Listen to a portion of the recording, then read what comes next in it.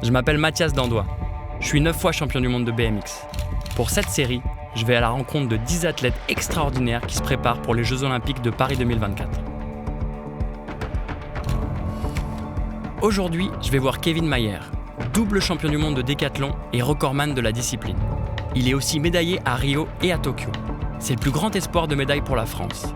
Allons voir comment il se prépare pour les Jeux de Paris. Salut, je m'appelle Kevin Mayer. Et je suis Mathias Dandois. Bienvenue dans The Olympians.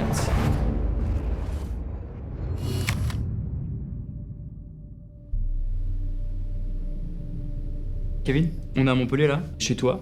Qu'est-ce que ça représente pour toi, cet endroit, cette ville?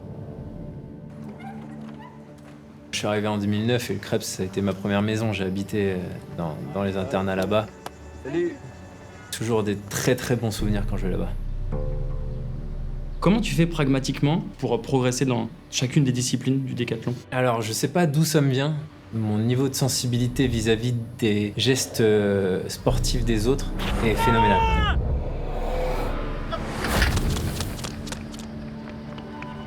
J'arrive vraiment à ressentir ce que les mecs ressentent quand ils le font. Et après, quand je vais sur le plateau de disque ou sauter à la perche ou au javelot, je suis même plus sur des intentions, je suis sur quelque chose de vachement spirituel où je me visualise en boucle ce que je viens de voir du mec en vidéo. Et en général, ça marche très très bien. Limite, tu peux t'entraîner tout seul avec cette capacité. Genre, t'as même pas besoin de quelqu'un qui te dit quoi faire, c'est tellement personnel. J'ai eu des coachs, j'ai eu des gens qui m'ont appris beaucoup de choses, mais je me défais de plus en plus de la vie extérieure. Et c'est un challenge que je me suis fixé depuis 2021 quand j'ai arrêté avec mon préparateur physique Jérôme Simian, qui gérait aussi un peu les entraînements. J'ai plus besoin maintenant d'échanger sur mes sensations, d'avoir quelqu'un qui gère un peu tout pour que j'ai l'esprit vraiment focalisé que sur ma performance physique. Merde. Mais c'est pas possible. Je pense pas qu'il ait besoin forcément de mots impactants ou quoi, juste après une défaite ou quoi. C'est plus montrer que je suis là, montrer qu'on est là avec les autres, avec les parents, avec les amis, tout ça, pour qu'ils se sentent comme la vie, comme au quotidien. Et après, tout le reste, c'est moi qui fais. Je fais tous mes plans, je fais mes plans de muscu, je fais mes muscus. Je fais pratiquement tout aujourd'hui et c'est vrai que c'est très très très peu commun. C'est hyper, anxiogène parce que tout le résultat vient pratiquement que de moi. Mais en même temps, c'est un challenge tellement incroyable que ça m'excite tous les jours et que c'est trop bien. Je lui fais vraiment confiance dans ses prises de décision sportives parce que c'est vraiment un passionné et il vit pour son sport. Franchement, je prends un plaisir intense dans chacune des disciplines. Notamment les lancers, on a du mal à voir du plaisir dans les lancers, mais une fois que tu apprends la biomécanique du lancer, que tu commences à avoir du retard et que tu vois tes engins partir très loin, c'est une sensation assez exceptionnelle aussi. Et une sensation de délivrance, parce qu'en fait, quand tu sautes en longueur, tu sautes en hauteur ou que tu fais du sprint, la chose que tu essaies d'accélérer, c'est ton corps.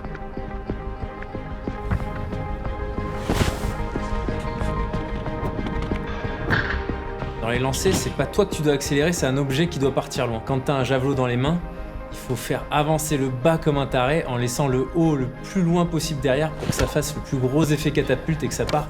Donc il y a une sensation de délivrance quand t'as tenu la tension et que d'un seul coup ça se libère. Et là tu vois le javelot partir à 70 mètres, c'est très animal, c'est l'instinct, il te remercie quand tu fais ça. Ce serait bien en effet. Il y a Paris 2024 qui arrive. Comment t'abordes l'épreuve? Est-ce que c'est déjà dans tes plans ou, comme tu dis, t'es plus dans le moment présent et pour le moment, t'y penses pas trop? Là, j'arrive avec le maximum d'expérience engrangée, avec un corps assez jeune pour avoir mes chances pour défendre le titre. Mais là, encore une fois, je me concentre vraiment sur le moment présent. C'est-à-dire que je pense pas aux résultats, je pense pas être champion olympique, etc. C'est trop loin, 10 épreuves, il y a trop de choses qui peuvent se passer. Je pense qu'il y a une chose, c'est quand je rentre dans le stade, que je suis devant mes starting blocks et qu'ils disent le français Kevin Mayer.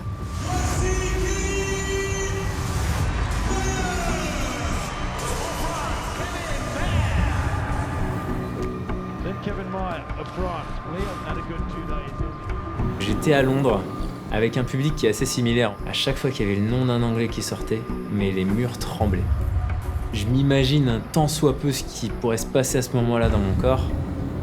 Ça va être quelque chose d'assez incroyable. Je pense que beaucoup de gens détestent le stress parce qu'ils se concentrent sur la partie douloureuse. Moi, je regarde ce que ça me fait sous ma voûte plantaire quand je touche le sol, je me sens plus léger. Je regarde ce que ça fait dans mon cerveau, je me sens plus lucide. Je regarde ce que ça fait avec ma vue, je vois mieux. Il y a tout qui est fait pour que je performe. La meilleure chance de médaille française. Soit ça t'inhibe, soit ça te transcende, quoi.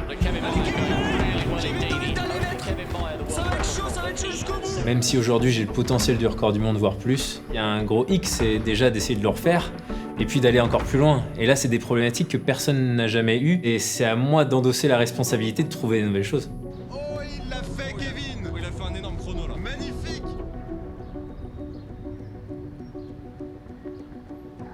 Je m'appelle Kevin Mayer et mon objectif, c'est de me régaler sur la piste au Stade de France à Paris 2024.